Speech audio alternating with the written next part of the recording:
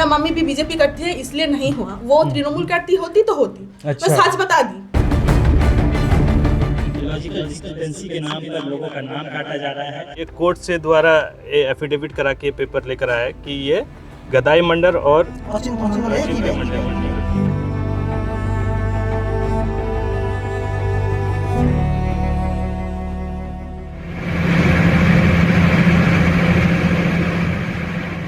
नदिया एक ऐसा जिला जो पश्चिम बंगाल के दक्षिणी कोने में बांग्लादेश के काफ़ी करीब स्थित है। 2 लोकसभा सीटों वाला ये जिला विधानसभा में अपने 17 विधायक भेजता है। बांग्लादेश काफ़ी करीब होने की वजह से एसआईआर यहाँ सबसे बड़ा मुद्दा है। लेकिन एसआईआर में डिलीट किए गए चेहरों की कहानी जानने के बाद समझ तो आने लगा था कि कोई तो पैटर्न है जिसे चुनाव आयोग वोट डिलीशन में फॉलो कर रहा है। আমাদের এখানে হচ্ছে পশ্চিমবাংলা ৮০,০০০ বুথ। এই ৮০,০০০ বুথকে ১০-১২ হাজারে আনতে গেলে আমার না ১২৫ করে মাইনাস হতে হবে পার বুথ। এবার সব বুথ তো মুসলিম নেই, इसलिए 200, 150, 170 এইভাবে पर बूथ में काट रहा है, काट एक या रहा दो बूथ में काट रहा है। जे उससे क्या हमारे- हो जाएगा, उससे क्या होगा उसको समझाइए आप। हाँ उससे होगा क्या? 170 180 वोट कट जाने से क्या होगा? ওই কাটলে বিজেপি হ্যাঁ हाँ, বিজেপি জিততে পারে এইসব সিটগুলো। 10,000 12,000 ভোট যদি ডাউন হয় মাইনাস হয় তাহলে এরা যে ভোট পায় প্রতি বছর বিধানসভা লোকসভা যে নিরিখে ভোট পায় সেই ভোটটা এভারেজ হচ্ছে আপনার ওই 10-12 হাজারে। नदिया डिस्ट्रिक्ट के 2 लोकसभा में पहला है कृष्णा नगर। इस लोकसभा में 7 विधानसभा की सीटें हैं। मुस्लिम मतदाता निर्णायक भूमिका में होने की वजह से 6 सीटों पर टीएमसी के विधायक हैं। राणाघाट लोकसभा की ज्यादातर सीट्स पर बीजेपी ने काफी अच्छा परफॉर्म किया क्योंकि मतवा या नमशूद्रा इस इलाके में काफी संख्या में है। वो अब बीजेपी से एसआईआर की वजह से छिटक चुका है। मेरा माँ मेरा बाबूजी यही पे है, मैं भी यही पे हूँ, पर मेरा नाम क्यों काटा? आपके दादा वगैरह तो उधर से आए होंगे, बांग्लादेश वगैरह नहीं नहीं नहीं चुपके आगे होंगे। नहीं हम लोग जंगल में तारों के नीचे जी से नहीं नहीं नहीं। यही कहना है ये कोई तरीका नहीं है। तरीका ये तो नहीं हो सकती ना, बाप और बेटी की 50 साल की जो गैप है ये तो रीजन नहीं हो सकती, ये हो ही सकती है। हमको लगा कोई टेक्निकल बात है भाई। हाँ, कोई समझाए, कोई एक्सप्लेन करे। टेक्निकल बात नहीं है, कोई टेक्निकल बात नहीं है। ये हमारी मतलब एकदम मम्मी का- फॉर चीज है, बेकार चीज है एकदम। बेकार चीज है, बेकार चीज है, बेकार चीज আর है। এটা একটা কোনো ভুল হলো যে 50 বছরের পার্থক্য জেনে নাম কাটা, এটা কোনো একটা ভুল? नदिया डिस्ट्रिक्ट का राणा घाट, इस गांव के 6 लोगों के नाम एसआईआर प्रक्रिया के तहत डिलीट हुए हैं। বাদ গিয়েছে এই 6টা লোক। একটা লোকও যে কেউ বাংলাদেশি লোক বা কেউ রোহিঙ্গা কেউ অমুক তমুক কিচ্ছু নাই। এরা এদের বাপ ঠাকুর দাদা 4 পুরুষ, মানে আজকে দেখা যাচ্ছে 200 বছর আগে থেকে তারা এখানে এই একই জায়গায় তাদের ছেলে পিলে বাচ্চা কাচ্চা সব এখানেই হচ্ছে, এখান থেকেই সৃষ্টি হয়ে চলে যাচ্ছে।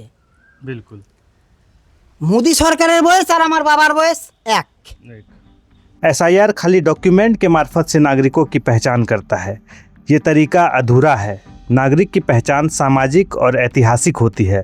दस्तावेज तो केवल साक्ष्य भरे हैं।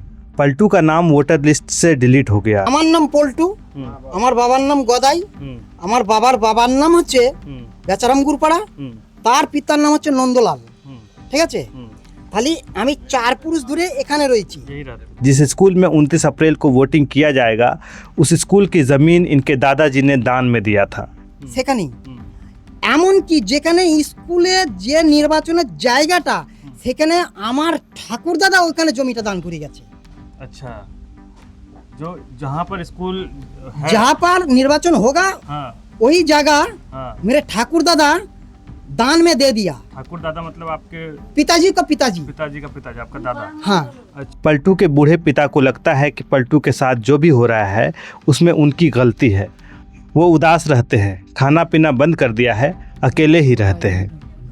নামটা কেটে গেছে, কেমন হচ্ছে না হচ্ছে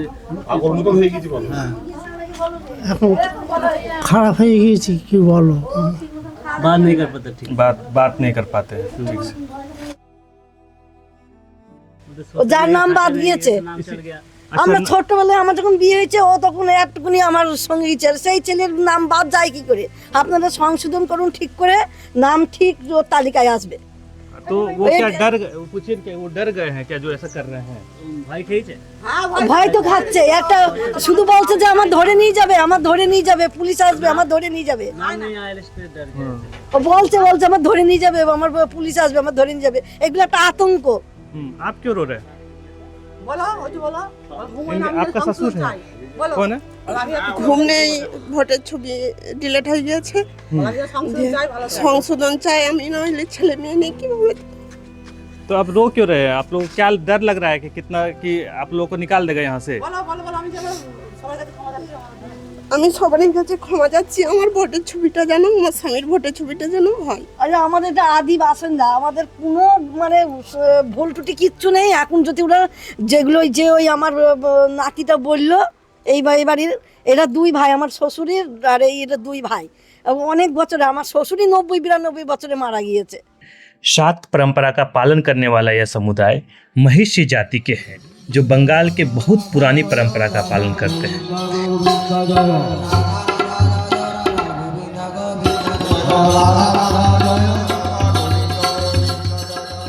इस गांव में कुल 6 लोगों के ही नाम डिलीट किए गए हैं जो बीजेपी से जुड़े हुए माने जा रहे थे। ये पे जो यूनिटी है ना, तृणमूल है, बीजेपी है, ये भी कुछ गड़बड़ है, क्योंकि पहले हमारा जो इलाका में 11 लोग का एसआईआर आया था और अब 5 लोग का बाकी है।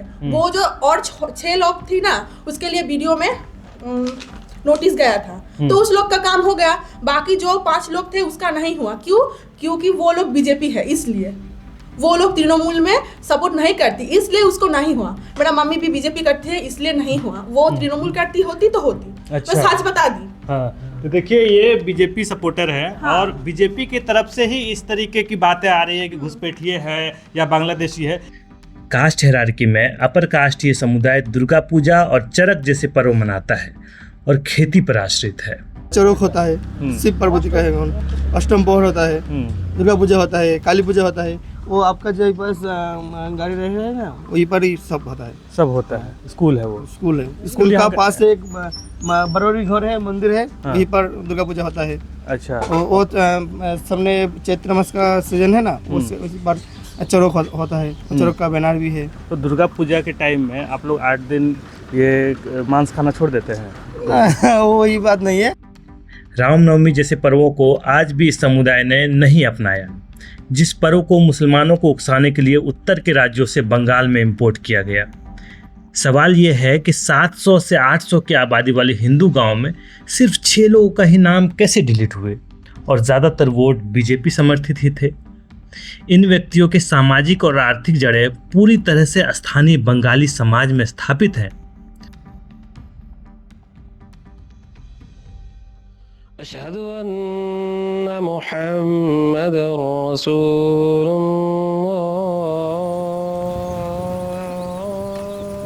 मुस्लिम गांवों की स्थिति और भी ज़्यादा दयनीय है। मुस्लिम खुद को इस देश का साबित करने के लिए स्वाधीनता पहले तक का कागज़ दिखाते हैं।